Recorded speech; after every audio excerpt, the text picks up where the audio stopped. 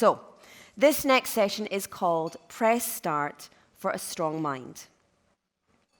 Mental health in esports, the impact of intense competition, rigorous training, the demands of the esports lifestyle on mental well-being, and personal experiences, as well as strategies and solutions for maintaining mental health. The moderator of this panel is Michael Anderson, co-founder of Fit Gamer from the USA. Please give him a warm round of applause. Good morning. Michael is joined by our panelists for today, project leader for the United Against Online Abuse campaign from the Federation Internationale de l'Automobile, Aaron Burke, president for Norwegian Esports Federation, Elin Yujong-Moen. Woo! I love it. Keep the energy going. Professional esports player from the USA, Cincinnati Fear, Stephen Schmidt. And founder and strength conditioning coach from Ireland, XP Boost's Damien Andrews. Please give them a warm round of applause.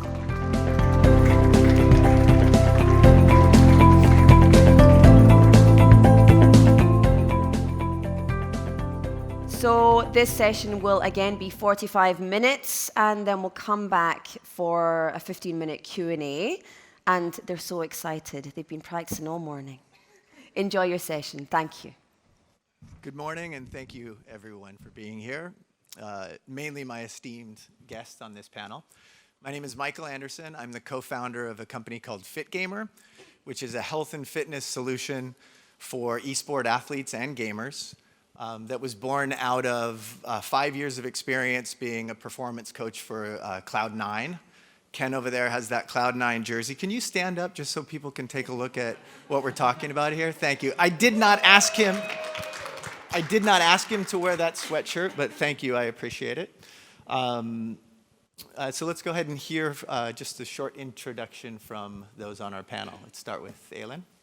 Okay, I'm Elin. I'm from Norway. I'm the president of the Norwegian Esports Federation. And we do a lot of work with the mental health organizations in Norway. And we focus a lot on the grassroots and well-being of the youth in general in the work we do. Hello, I'm Stephen Schmidt. I am a professional esports player for the Cincinnati Fear. They're my sponsor. I am sponsored to play Super Smash Bros. Ultimate. I am one of the strongest players in North America right now. I've top 8'd at any of the largest events in the United States this year. Top 8'd, top 6, top 3. I've been competing in Super Smash Bros. Tournaments for over 8 years now. And my story and experience with mental health has like a lot of different stories on many different fronts. On the social front, I can say it's been overwhelmingly positive for me, whereas in my well-being, I've had a lot more of a mixed story. I've had to teach myself what it really means to like compete in a way that makes you love yourself as much as you love the game. And yeah, I'm happy to share that today. Also a finance major at university. My parents made sure I had a backup plan. Hello.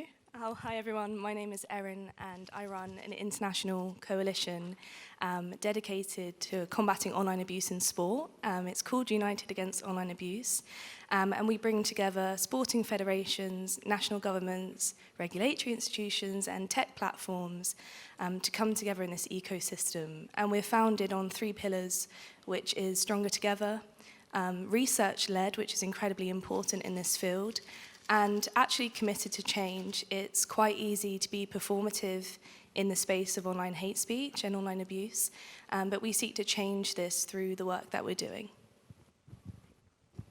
Hi guys, my name is Damien Andrews. I'm the founder of XP Boost. XP Boost is a player holistic approach, so we help players with strength training to prevent injuries, also recovery, such as sleep.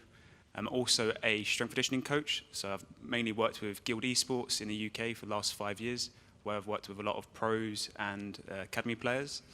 And then apart from that, I've worked with athletes, with Team GB and Paralympics before my time in esports. All right.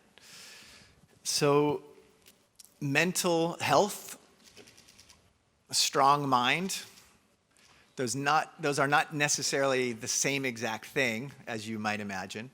And we want to make sure that you leave this session, as you've left many of the other sessions, hearing a lot about what goes actually on day to day, practical solutions, problems that have come up, and solutions. So you're going to hear a lot of stories and examples today. I'm going to leave you with an activity at the end of our panel here that allows you to continue those discussions.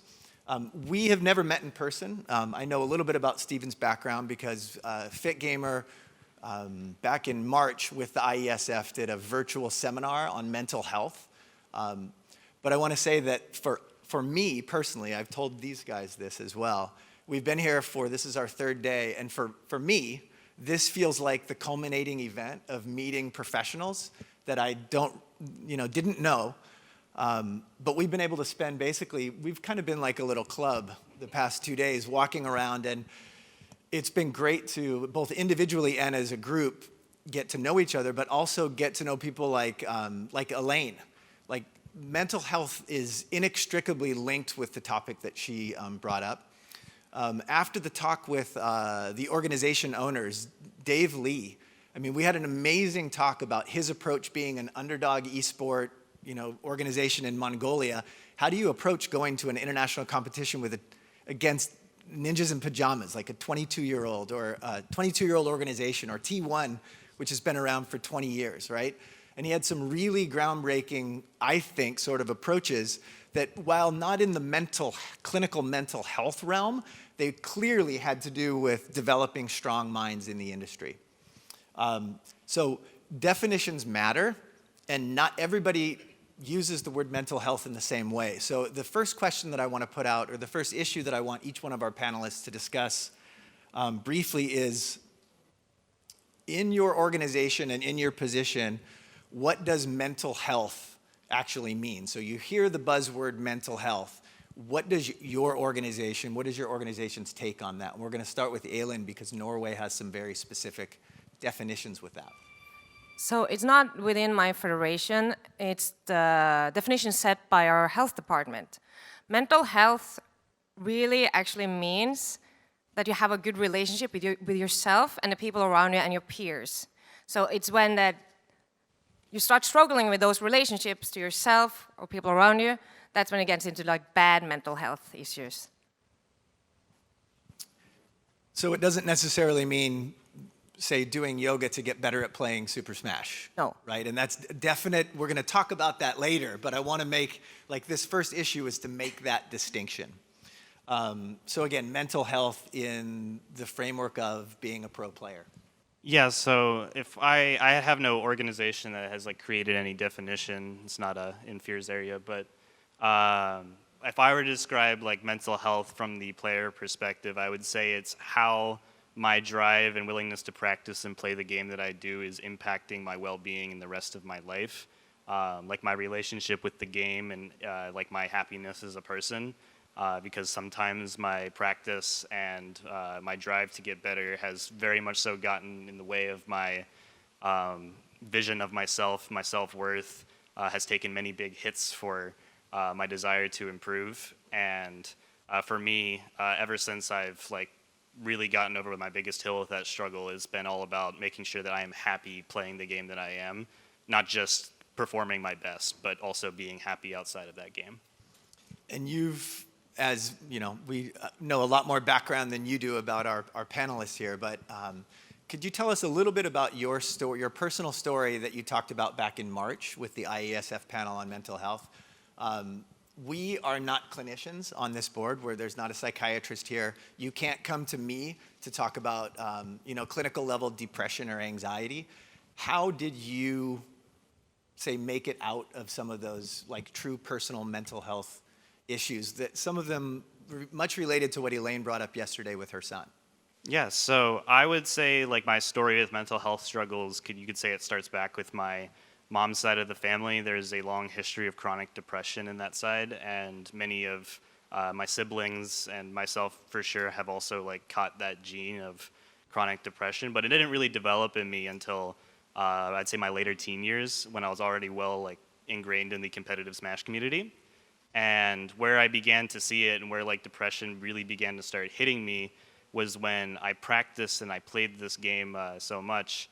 And I began to start seeing my results that I was getting, and I was starting to get very, very good. And I was starting to realize that my entire self-worth was all defined around how I performed in this game. A good day, good performance, that means I am happy. A bad day, bad performance, that means my entire month is ruined. And it gets like, there's like obviously a lot of highs in there, but the lows were so much worse. And it kept getting worse and worse. Typically it would be it was like, imagine like a roller coaster where the ups and the downs kept getting sharper and lower, where my expectations for myself, a performance that wouldn't have made me that upset a couple of months ago, now like completely ruins me. And my new peaks were something that I never experienced before, and they made me even happier. And this roller coaster eventually got to the point where one of my lows was so bad that I couldn't conceal that there was something wrong with me. And I am very, very fortunate that my parents, I think a lot of parents in the United States, at least where I live, even my friends and stuff, they don't really take mental health very seriously. I think, like I can think of like friends that like depression is like, to their parents is just like sad, like just don't be sad.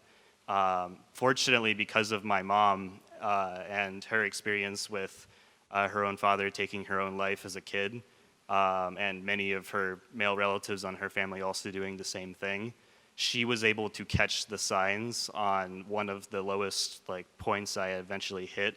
It was actually like a week after one of the best performances I'd ever had. It was like a really big high into like another really, really low. And she caught it, and she forced me to get help. I don't think I ever would have gotten that help, and it probably saved my life. She was very, very worried, and that's part of why I didn't want to tell her about it, because I knew she'd be very, very worried, but obviously I needed that help. And speaking with a psychiatrist, therapist, they were able to get me to like see myself as a person outside of my results, my performance. The worth that I was as a human was being defined like this because I was neglecting other parts of my life.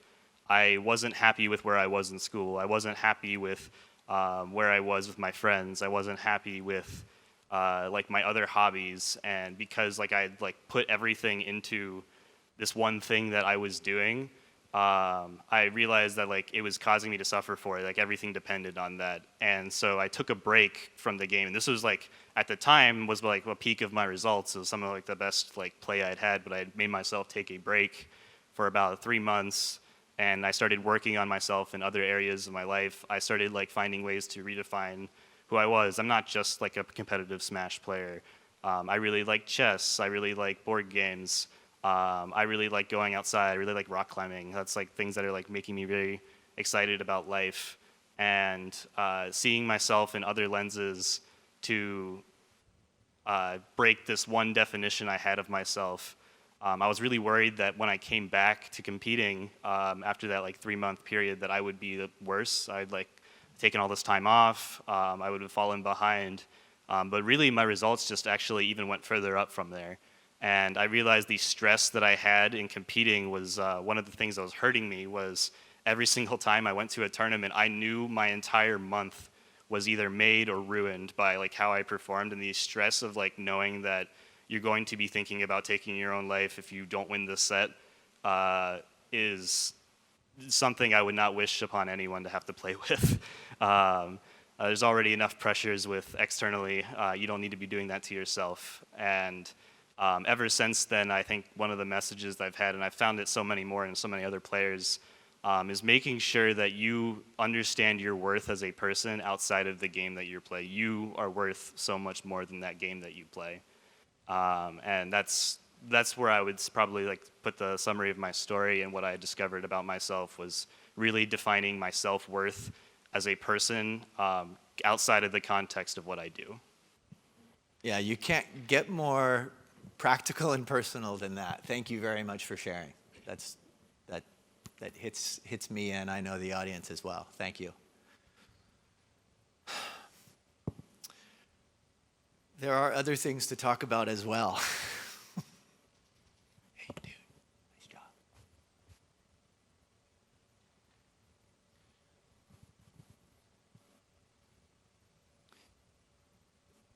Areas related to mental health are covered in outside entities, not necessarily within the esports world. And Aaron Bork's organization, FIA, has sponsored a group that has been working outside of esports, and now, very rightly so, with the title of the program, United Against Online Abuse. Can you talk a little bit about some of the on-the-ground, boots-on-the-ground type of work that your organization is doing? It's very new, so it's in the works, but let's hear a little We're bit very about novice as a level in gaming, or Gotta whatever you level want up. to. Yeah, we need to level up, but that's why we're here, and that's why we're talking about it. And really, I think Elaine was saying we had a conversation about emotional maturity in young players, and it's something that when you enter like the digital sphere, it's not just, you know, what title you're competing for. It's if you're online on social media. It's everything. It's all encompassing. If you're on Discord, if you're on TikTok, if you're on Facebook, whatever it is, it's something that people, and specifically young people, lack that digital literacy training. And that's one thing we're really working on, is for grassroots. How do we educate them and tell them actually what is online abuse? Because for a lot of people, they think, well, I'm just expressing my opinion, and that's definitely a skill to have. But when we talk about online abuse, it comes under this big umbrella of digital hostility. How are you conversing with people online if you're in that space? And hate speech, which is actually a legal offence, is, are you attacking someone for their innate characteristics? So are you saying, you know, you're really rubbish at this game, insert a racial slur, a sexist slur? And they're the things that we're really trying to go into the ground and speak to young people and say, actually, guys, if you change what you're saying, you can have an opinion, but you don't have to attack someone else for it. And so we're hosting, and we've been doing this in motorsport, so that's my background. In our karting, we go out to karting events and we get the kids together and we get the parents together and we say, hey, this is what the research is showing, this is what the experiences that people have, and this is actually how we should navigate this space. And this program, and it's why we're here at eSports, we're looking to develop it into next year, to go out across different sporting federations and to really get this whole international approach. And we're making this cohesive by having an actual module that can go into educational systems, and it can be part of an accreditation you can get. So in motorsport, we're looking to personally make this as part of your driver license. So for them to go onto Formula One or to go onto the track, they have to be trained in this space.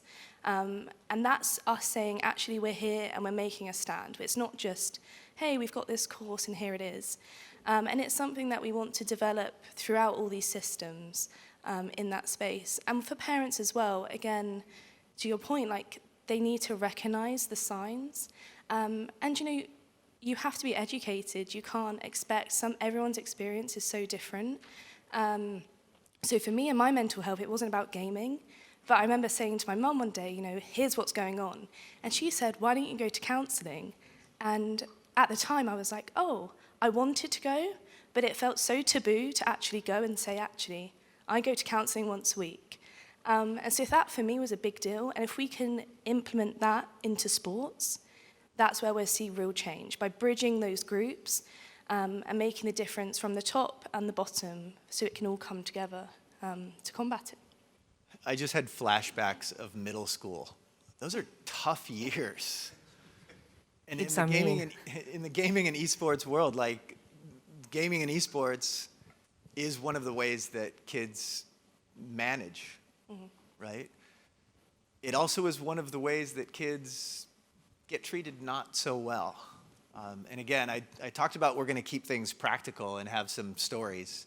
Aylin loves first-person shooter games. Yeah. Not everybody likes to play with her, and it's unfair. It's actually, yeah, go ahead. No, so I bought a new game recently. I bought Modern Warfare 3, and I've been playing video games for a long time, okay? I started off with a Nintendo, the first console. Anyway, yeah. Even before that, there was the Sega Mega Drive. Don't forget about that one, Atari. Anyway, I forgot that when you play online in Modern Warfare, the voice chat is automatically turned on, right? And I was like talking to my cat because my cat was being a cat. Yep. And my voice is feminine, okay? I'm a girl. And instantly the comments, I'm like, oh no, I don't want to deal with this, I don't want to deal with this, or like disable all the voice chat. So the thing that recently in Norway, there was a study done. During COVID, there was basically an equal amount of boys and girls playing video games reported. It was over 90%. After COVID, it turned out to be like a little bit less boys, but more or less the same. It stayed the same. However, on the women's side, it fell down with like 30%, so it's like 70% now. And so the government, they like to do studies, right? Because when there's weird numbers showing up, they like to figure out why. So they got a professor at one of the northern universities in Trondheim, NTNU, to do a study. And it showed up that a lot of women stopped playing because of the toxicity they're facing in gaming. And it relates a lot to what Erin said. And we were talking, like, when you're playing bad, you're being told, literally, you're bad, like, quit this game, go away, I don't want to play with you, right? Online Twitch chat's very cruel. Yes. However, when there's like a woman playing or a girl playing, it's instantly, you're either bad or you're wrong, or it's not even you're bad or you're wrong, it's just because you're a woman, I'm going to go and find you, and I'm going to bleep, bleep, bleep you. So for women, when we enter gaming, it's not on our skills, the insults and like the banter or whatever. It's not on the skills. It's literally because we're a woman, and they're also making very personalized threats. So if you're taking the bleep, bleep, bleep word, can I say it? I'm asking. We're uncensored, absolutely. Okay, so if I'm going to go and rape you, you guys have to remember that 1 in 3 women has actually been sexually assaulted. And if they haven't been sexually assaulted yet, it's a very real possibility that we will be, because it's still, the statistics say it's 1 in 3. So when you're throwing out that sentence that for a lot of people probably sound like, oh, I'm going to like smash your car or something, it's not. It's very personal, and it's a very real threat that we are facing every day. So it's not an empty threat. So that's why it's so important, once again, referring to Elaine, that we get the parents involved and teaching them and realizing what the kids or what the youth are doing online. There was also another study in Norway during COVID, the foundation, the federation department that deals with addiction. Alcohol, usually, or drugs, or other things, gambling. They started getting a lot of messages from worried parents about the kids' screen time and gaming. And so they did a study, and it showed up that over 50% of the parents are worried about online gaming. However, over 50% of the parents are not interested in learning what gaming is. So then you're sort of at an impasse, and it's a very strange number, actually, when you think about it. So what Erin is doing is trying to also bridge that gap, I guess, and trying to, educate the parents, because that's a large part of it. I think as well, there was a study, and they looked at children online, and have they witnessed abuse, have they experienced it? And they said to the kids, well, do you report it? Now, there's obviously a whole conversation that is not appropriate for here, but talking about platforms and what they do when it's reported. But they said to the kids, do you click that button and do you report? Do you escalate it to someone? Do you whistleblow? And it was about 50% of these kids said no. And it was like, okay, but why? Because they're still behind a screen, right? You can anonymously report. And there's still this innate worry of a repercussion on them, whether that's socially, whether it will come back to them. If they're speaking up and protecting someone, will I then get abused? Will I get targeted? And if you extrapolate this, and then you look at adults as well in the space, not everyone will witness or experience direct abuse. Personally, I haven't had it, but it actually can disengage people from platforms. So you don't have to be the victim. You can just witness it on social media. Say if you're on a platform, I won't name them, but where it's quite common, you might delete your account, you might disengage. And then the people who actively engage in it, it just propagates this life cycle. And it gets more and more and more. And my background is a lot of, it's actually political psychology. So looking at how algorithms and echo chambers. And if you're in an algorithm on a platform, you tend to get exposed to the same thing. And then it gets reinforced time and time again. And you think, well, everyone thinks the same as me. It's okay to say X, Y, Z to this person because I see it every day. And actually, that's where psychology comes in. And obviously, we're not accredited to speak about it, but there's a lot of behavioral analysis that goes into these people. And a couple years ago, I think it was 2019, they did an esports paper specifically. And they did MRI scanning on people when they're engaging on platforms. So if they're on Twitch or Discord, what's actually going on at a very biological level in their brains. And there's actually quite distinct differences between people. And what they found is you can actually categorize groups on a spectrum. And this tends to then mimic into what they experience online. So they actually, when they say you're looking and you're scrolling on X or you're on Facebook, and they MRI scan, or they do, like, I think you were saying, they stick all the stickers, and I don't know the term. EEG. EEG, thank you. And they see what parts of the brain are activating. And in a lot of people, at the back of the brain, and I know this is very biological, it's called the amygdala, and it processes fear. And so for some people, when they have different groups and in and out groups and you're part of a community, it activates differently. And some of those groups, they actually then engage more in online hate speech. And it can be a bit scary to think it's biological, but actually, in the world of research, it's really important because it means we can approach it differently. When we're dealing with certain groups, how do we make it tailored to them to gain the maximum results in this space? So, I went down on a tangent, but... Exactly. No, but it's important, and I think that this topic is so broad, right? And we've really just touched the tip of the iceberg on the concept of, and I'm going to use the term clinical mental health and issues that are related to esport. I'm going to shift the conversation just a bit because there's also the term strong mind. And it's important to make the distinction that you can't strong mind yourself out of a clinical psychiatric position, right? You need help. I think we all agree on that. But I do want to shift focus a bit, and I want to take a look at sort of the holistic health picture, strong body, strong mind kind of correlation. My organization, Fit Gamer, looks at player health impacting in-game performance. So when I go to a team or an organization, we say to you that our only actual goal is to help improve your in-game performance.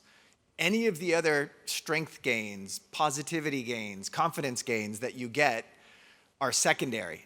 But as you all know, when you get the in-game performance increases, you get all of that stuff extra. As an exercise scientist, Aylin, myself, and also Damien are exercise scientists. I'm going to let Damien answer this first question. In the realm of sleep, nutrition, lifestyle factors, we'll say mental conditioning, not mental health, and things like physical activity, how does your work with players not only help in-game performance, but also all of these other factors that are related to health? Of course. So my main role with players is, working with the exercise side of stuff. So I know from exercising, it releases endorphins, and endorphins is like a feel-good chemical. So it helps reduce the stress, it helps reduce anxiety that players a lot experience when they're playing these video games. Not only that, it improves depression. So a lot in the UK now, instead of you going to a doctor, they're giving you medication, they actually refer you to exercise specialists like me, because we know exercise has a great impact.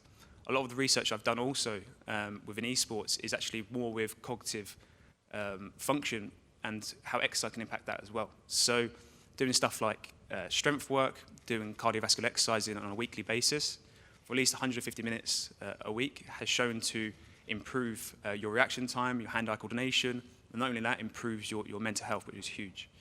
I think on top of that, you have your sleep.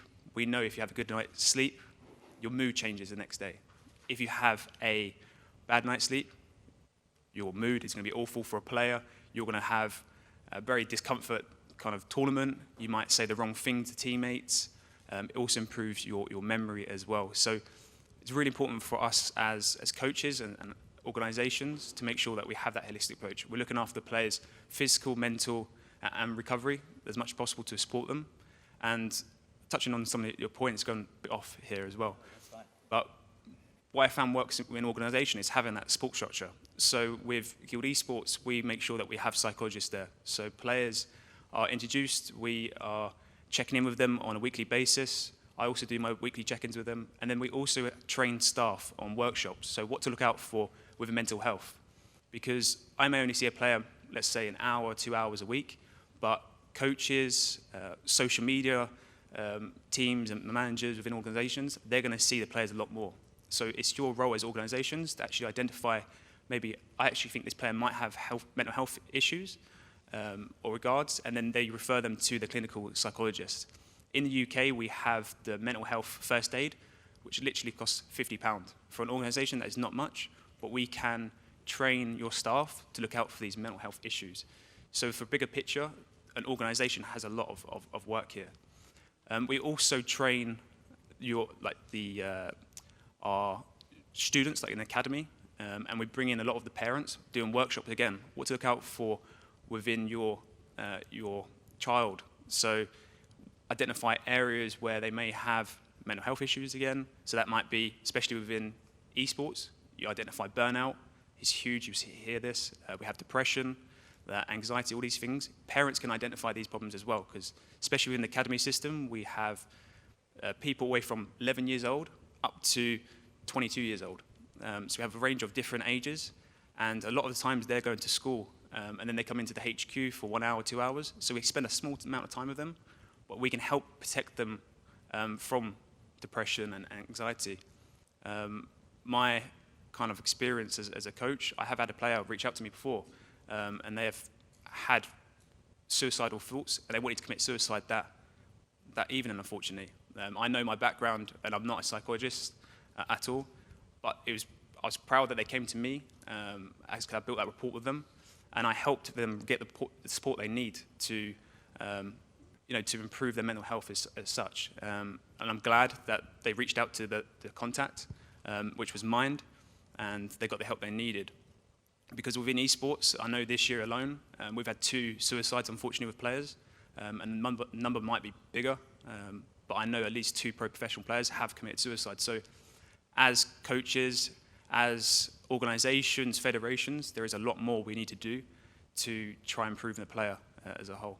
I'm sorry I went off on a tangent. No, but this yeah, is perfect. These are all the exact things that we need to talk about. And when they come up, I think, spontaneously and with respect to personal experience, I think that's when we take more of the stuff that's important away.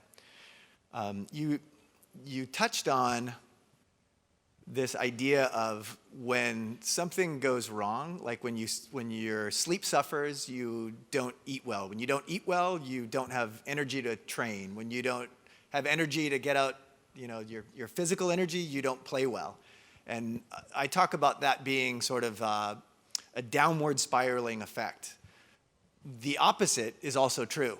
I call it the success to the successful feedback loop. When you sleep well, you wake up with energy in the morning and you're ready to, train hard in the game. When you do well in the game because you had the energy, you think, okay, I'm not going to mess this up with bad food choices. It's just things tend to spiral up just as things tend to spiral down.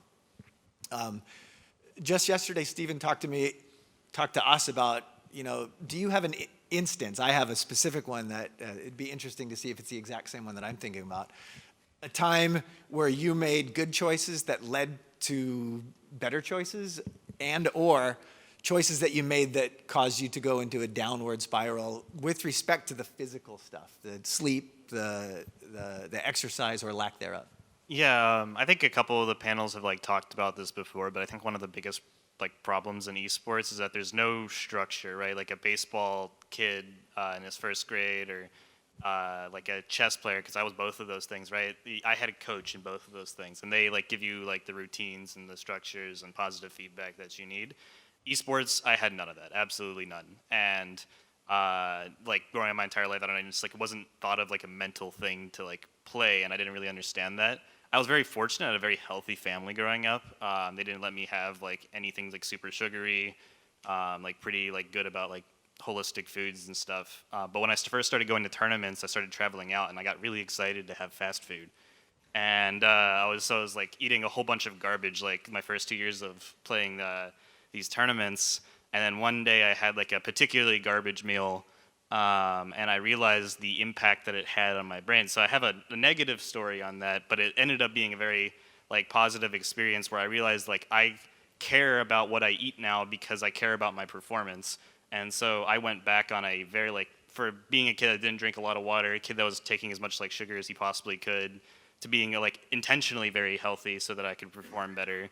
How old were you then? I was 16. That's enlightenment. Yeah. At the age of 16. Like we as non-16-year-olds don't make those choices that spiral up very well.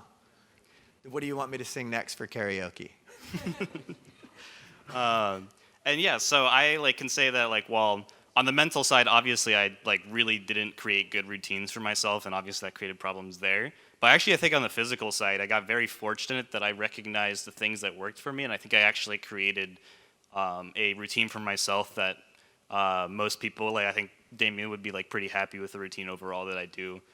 It's lots of water, it's a lot of like not like junky foods. I never overeat at tournaments. I'm like pretty good about working out, making sure that I'm in like feeling like I'm in good physical shape. A lot of players I notice have rituals, like certain things. They went to a tournament, something went well. Most of the times the rituals are positive. Like they'll like, but sometimes it could be something like where they had like a Wendy's Baconator and they have that. They had a really good day for some reason when they did that, and so they're doing that every single time, and it's probably not a good idea. That has a limited positive run. Aylin, can you add into anything on that topic? Yeah, because it sort of comes back to what we were talking about too. So you guys have to remember that there's no sports at a high level performance where it's actually healthy. I'm sorry, it's not. Top football player, soccer player, handball, whatever, you're not healthy. The thing is that when you're playing a traditional sport, you usually have within the Olympic team a cross-medical support team behind you. So if you get injured or anything happens, you will have like a physiotherapist, you will have a nutritionist, you will have a medical doctor, you will have a psychiatrist. The structure that can help you overcome these things. And the problem I see as per now is that we don't have that structure in place yet in esports. And that's where you get when things might spiral down too far. Because there's no one to catch it, there's no one to see how you're doing and check up and make sure to build you up again. I think, can I just touch on that? Yeah. So I think there's a huge element that we can do as a whole as esports. Some of the players I've worked with, they haven't left the house when I first started working with them within 2 or 3 months. Now, to me, that's like, wow. But they haven't left their house, they haven't seen sunshine because they're playing, on average, I think an average player is normally 6 to 8 hours. I know sometimes in Asia they're playing a lot more, 10 to 12 hours plus a day. So you think their mood's going to be changing throughout the day. Probably by the end of your gaming session you're going to be tired, fatigued. Your energy level is going to be dropped massively as well. So when I first start working with players, we start with little habits. So little stuff like, just try moving your body during gaming sessions because that's going to increase the blood flow to the brain. This is going to increase your reactions, hand-eye coordination. It's going to improve your mood. So little things like this. I know we was talking about your assignment. We're going to do it right now. Yeah. Because you led into it perfectly. Yeah, so we're going to do little things, like little. I'm going to show you in a minute. To improve the blood flow. Literally for a player, it'd be 5 minutes, less than this, and they're going to feel massively improved. The mood, reactions, they're going to feel better in game. And I think for players, they see this as like a massive chore, but when you break it down, get them to do it a few times, they say to me after, that's the best practice session I've had. My mood's changed. It's really important for us as coaches is to get players involved and give them that support there as well. Okay, here is a make it, take it drill. I want everyone to do this. Well, you're going to do it with us right now, but you're also going to do it with some of your players. Imagine you're an Overwatch coach and you've just ended a map. You're going to load in another couple of minutes, and you have, bathroom time, quick snack, and you have 1 minute left. Everyone stand up. Hold on to your desk or your chair right next to your console. So imagine, right, you're going to need a little bit of space. And for the next 1 minute, all we're going to do is just up and down. Okay? For those, there may be someone in the room that's uncomfortable standing up or maybe can't stand up. The option there would be the same thing, but just seated. The stage is going crazy right now. So, if your knees don't like this, make it a little bit easier on your knees, but still just allow your hands and your shoulders and your elbows. This is called the Simon Shuffle. Later today, ask me to tell you the story. So we've been doing this for 30 seconds. If it's easy for you, change up the rhythm. So right, left, right, left. If that's easy, go left, left, right, left, left, right. And now I'm going to be quiet for the next 15 seconds while you finish up the Simon Shuffle. The last 5 seconds, let's vocalize it.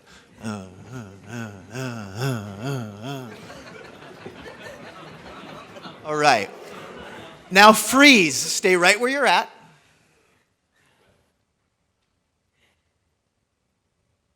Do you feel it's buzzing, that's it. Feel energized. Is your heart rate at 60 beats per minute anymore? It may not be at 150, but it's certainly not down at 60.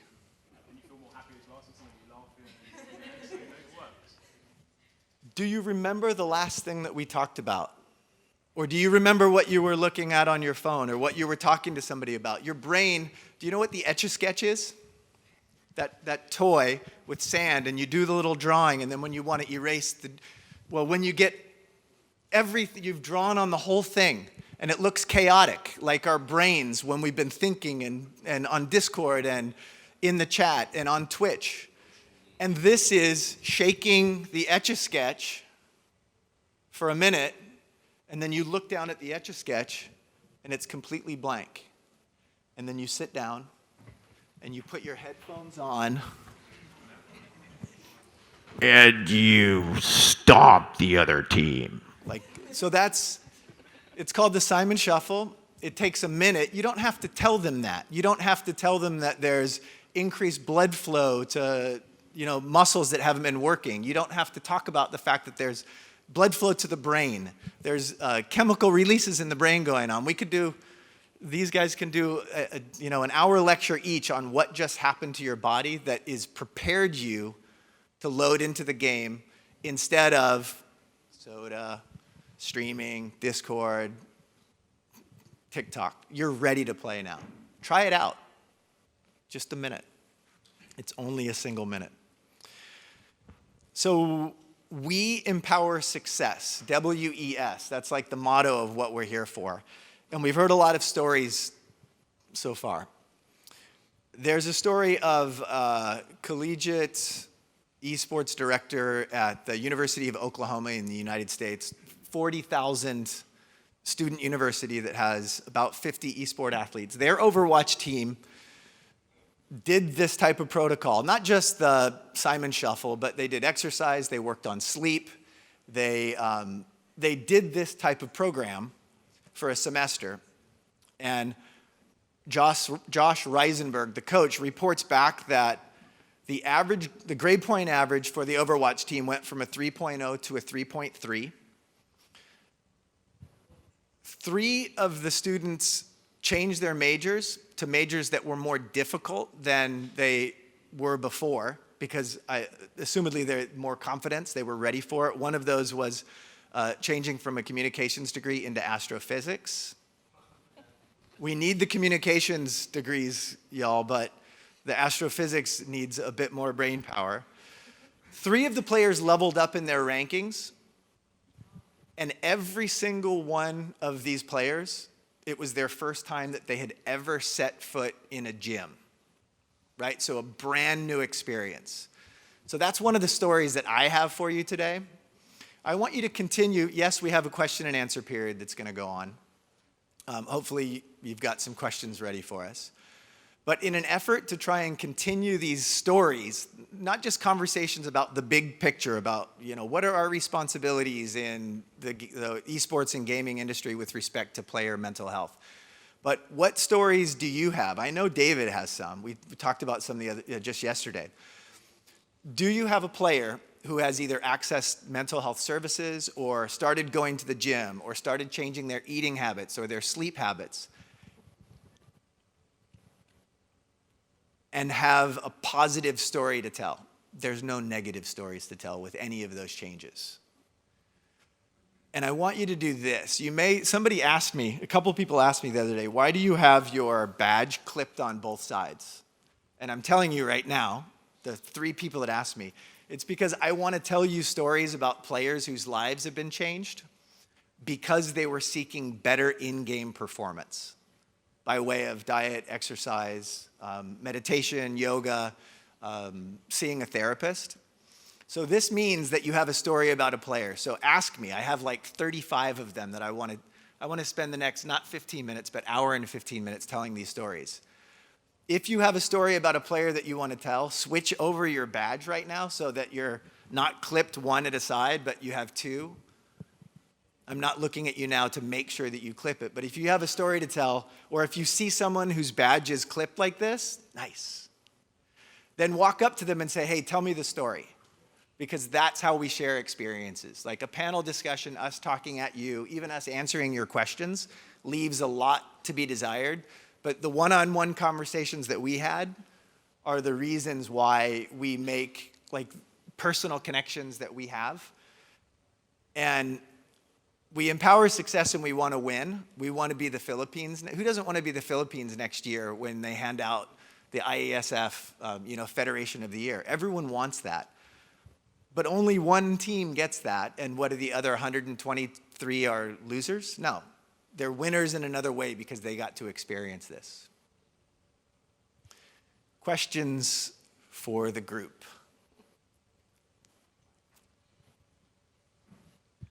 I got a couple, so I'll keep it short, hopefully. First for Steven, as a fellow pro gamer, I've had my own fair share of abuse, death threats, whatever it may be on social media or Twitch, and I just wanted to ask how you deal with it personally. So that's a very, very great question. A very interesting thing about the game I play, Super Smash Brothers, is that unlike a lot of the biggest esports, Smash Brothers is a one-on-one game. Everything that I do is all on me. Everything there's no one else to blame or anything like that. And because of that, I think there's ups and downs, right? Sometimes I'd really like to have that support of a team or something like that. But one of the positives is that I actually don't get when I play online in Smash, no one's going to flame me for my performance other than myself, right? There's no team chat or anything. There's no team. But one thing that I really struggle with is I care a lot about what people think about me. And so one of the reasons why I was actually thinking about it is there's a point in my life where the idea of being up here on the stage right now would have made me die of a heart attack. And then I realized that I'm not stressed about this because I have played in front of 70,000 people all judging me for what I'm doing on a video game controller. And that is infinitely more scary. There are some mean people in Twitch chats. YouTube comments especially are just vile. Twitch chats not great, but YouTube comments are especially vile. And so for me, zero hesitation on just blocking. If someone's sending you stuff, there's no reason for you to interact with that whatsoever. And doing what you can to control your social media feeds to be positive, and just immediately just removing negative stuff. Don't even think about it. Read the first 3 words oh, this is really bad. Okay, anyway, bye. Don't read the rest of it. That really, really helps. I don't look at YouTube comments at all. I've occasionally will go back through Twitch VODs to see my play or something like that, and that's how I do reviews. Do not look at the Twitch chat, especially if you lost. If you win, that's better. There's probably more people saying positive things about you. But if you are losing, or there's some part where you got really flexed on or styled on, absolutely not. They're a bunch of drones, bots. It's really strange. I don't think of them as real people when they are a name in a chat, because I don't think they act like real people. They're goblins. I don't know. They're so that would be my suggestion for that. That tip right there is maybe the nugget of the entire conversation, of this entire conversation. That strategy that he used. They are not real people. Real people can look at you in the face and confront you with what they want to say. I just want to add on that from my experience and what we tend to use in the field. There's a lot of AI out there at the moment, and there's quite a lot of athletes, competitors, officials who use AI. And obviously it's a very commercial space. I mean, they want to win business, so there's that whole side. But actually what they do is they find keywords and they remove it originally. Like it's gone, you don't even see it. And the reason why that's important is because it takes a very strong mind to be able to just go, it's gone, out, not wanting to read it and sort of teasing yourself a little bit to see, because then that creates that negative loop. So we advise players, and obviously having access to AI is a very privileged position. It's not something that's actually very accessible at the moment. But what you can do is get a peer or someone in your support network to go onto your platforms, and if there's certain words that are said on your channels, it will automatically block it. And so you don't have to do it manually, it's gone. And obviously things fall through that cycle. If people use emojis to convey certain slurs or anything, that's also a problem. But actually what I can say is in the tech field and some of the people I'm working with, we're looking to create more open access resources specifically for this. And obviously if you're a charity or an NGO, it's incredibly hard to have that access out there, and it takes a lot of goodwill and a lot of seed funding from charitable organisations and commissions and governments. But it is something that is happening, and hopefully we'll have some of those insights over the coming years and some prototype products for people to use in this space, 2024 and beyond. Thank you very much. Next question for Damien. So I'm a personal trainer and nutritionist myself, so I'm very well aware of how important it is for your body. But I've always had a very hard time convincing other people, especially esports teammates, to adopt similar lifestyles. What is like an advice you could give to maybe convince them a bit easier to follow in those footsteps? I think it's what we did today. Do it with them and kind of get them to understand the benefits. I never talk about the science, because you talk about the science, players are going to get bored and then they switch off, right? Yep. So I try doing it with them. I try saying I'm there to help them. Like even if it's 1%, I'm there for the player. So my approach, I was talking about this earlier, my approach is always player-centered. So I'm there for the player no matter what. Even if you leave the organization, I'll still reach out to you. 3 months, 1 year later, I have players in all different organizations. I'll just check in with them. Hey, how's everything going? Do you need a chat? They're not paying me at all, but I'm just checking in with them because that's my approach. Where a lot of people may have organization, kind of their approach, where organizations get involved and they want to know so much information. But with my approach, I'm there for the player, And my philosophy, how I work with players, is I start with the little habits. Let's go for, let's say if the player who's been not moving or gone outside for 3 months, I'm going to start with little habits. Let's start with the warm-up routines. Let's start with going out for a walk. Let's start with little bits like this. How do you feel? And then normally say, I feel great. My mood's changed. I'm like, great. Let's increase that slightly. Let's do 3 minutes, like 3 times going out for the walk a week. Then let's start introducing home workouts, building it up like this, stage by stage. And then by the end, I have all my players on, I think most of them now, been a year on a strength conditioning program. Most of them have gone to the gym. The gym also is a scary place as well. So I never say to anyone, we're going to go to the gym. We start off with these little habits. We then do home routines. You can get resistance bands, or if you're traveling, for players, are fantastic. Resistance bands are little tools. They're about £5, £10. You can do a lot of exercise with them, deadlifts, squats, etc. And they add a lot to your strength as well. But these little things make you feel confident in yourself. If players feel confident in themselves, they're probably going to perform a lot better as well. When they're on stage, they're going to be more confident as well. So I think as a coach, we build on these little pillars, and then by the end of it, you'll know in a year's time, they're going to be on a full-on program. They're going to be happy about it. They start talking about it on their streams. So there's a lot of approaches you can do as well. I'm going to approach that as well. Just keep doing what you're doing, and the people that you attract will come and ask you. I think leading by example is something at Cloud9 that's extremely powerful, because the owner and the CEO of the entire organization, from Monday through Friday at 10 a.m., there is a workout with a Fit Gamer personal trainer that's running the session. And it's not just the owner of the company, it's the sports psychologist that is doing the workout. It's not just the players, it's the data scientists, it's the coaches, it's the managers. And yes, This may be a dirty word to say, but it's mandatory. Like, it's just like if you play for Arsenal, you don't get to choose when you are doing skills and drills or strength and conditioning. You show up because you're at work. So keep doing what you're doing, and those that will be attracted by it are going to be the ones that come and ask you. And I think just leading by example is how we have to do everything. And I think another point just on that, I think, we don't want to force players. You start forcing players, they're going to switch off and they're going to disconnect. So I think it is best, lead by example, do it with the players if you can, if it's a one-to-one basis. Or what I try doing is, if I do it remotely, I send them videos or ask them to record it, give them feedback and stuff like this. Or ask them to even, if they feel really confident, some of the players might live stream it, and they're going to live stream the workouts. Then I have all the audience, give them positive feedback. I have a player, Nicholas, he's one of the top in Europe for FIFA. And all his audience now, every day, have you been to the gym? Are you staying hydrated? Have you had water? He has thousands of people them asking this in chat now because we've built that approach and he talks about it in his streams.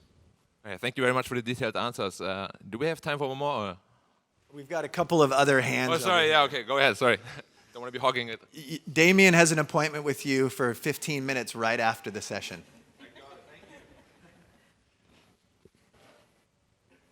Hey, my question is about how the organization can be involved in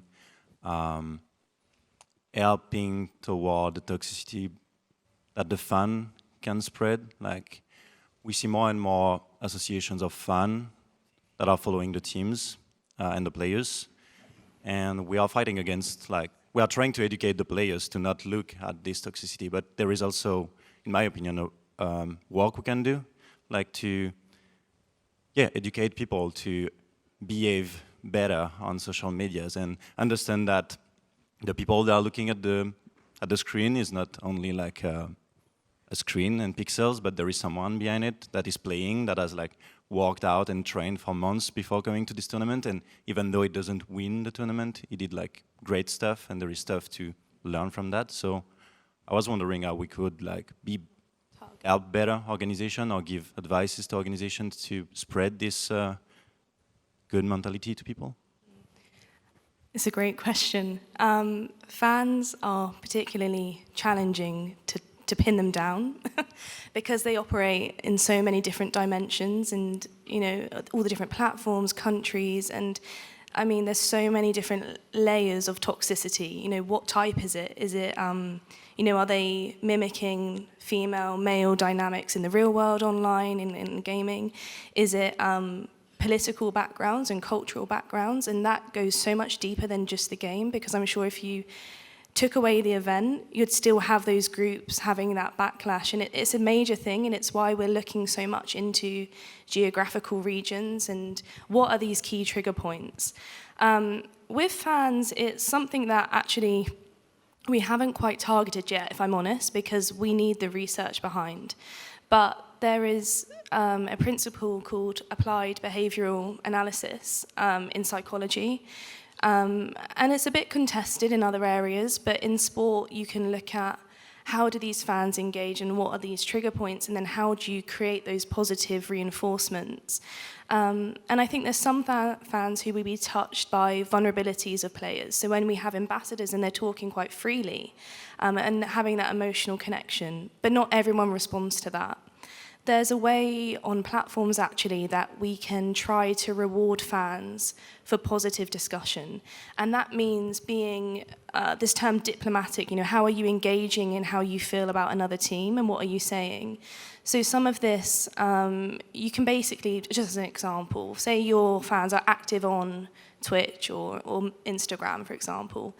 You can then start to reward the people who instigate positive discussions. So maybe you say to them, hey guys, here's a ticket to come see this event live and you'll get a VIP experience. And I know that sounds really silly, but actually that mechanism of here, you do something good, feedback, I mean, we're all the same. It doesn't matter if you're a young kid who gets a sweet for doing something good, or you're an adult and you reward yourself in another way. And so for national organizations, that's something you can do. Start telling fans, if you're part of this dialogue, if you come out and speak at events, if you talk to competitors and you're proactive and you build this community, reward them. It's a very easy thing to do. And in doing so, you create a bigger voice of positivity. And those people who are like the keyboard warriors or whatever you want to call them, they don't have a place anymore because they don't get the satisfaction of having that response. I think that's something you can do quite easily. It's low cost, find the people and reward them, and you'll see change from that way. I also have something to add on to that. We have had this discussion in Norway, and I have a great example. There's another woman working with esports in Norway. She got on the bad side, not really a bad side, but she got sort of subtly, very subtle, harassed by other people in the esports community. And everyone in the esports community knows that these people, those specific people, they are toxic, right? So what it turns up is that all the nice people, if we're going to put it as simple as that, they refuse to engage with them, right? They don't say anything because they know that these people are saying some weird stuff. Don't listen to them, we don't want to engage with them. The thing is that when there's no one speaking up in defense of this girl, it looks like on Twitter and whatever social media you're using, that no one is actually like listening to her side or defending her. So it's our responsibility. We're technically supposed to be the leaders, right? In the esports community, we're supposed to like pave the way and try to get regulations and into place. But we have to speak up. Whenever you see people actually behave in a wrong way, you have to say it. Don't say it like 10 months later and like, oh yeah, I was supposed to like tell you that, oh, that was bad, like stupid behavior of you. I think that's also very important, and at least get like the pro players, the people that have a large following, that they also speak up against it. That's the most important. Please stay after to ask us questions in the lobby, and I think even more importantly, talk about your stories and ask about the numerous more stories that we want to tell you with respect to mental health and developing a strong mind in esports. So thank you very much for coming, and we'll talk more with you soon.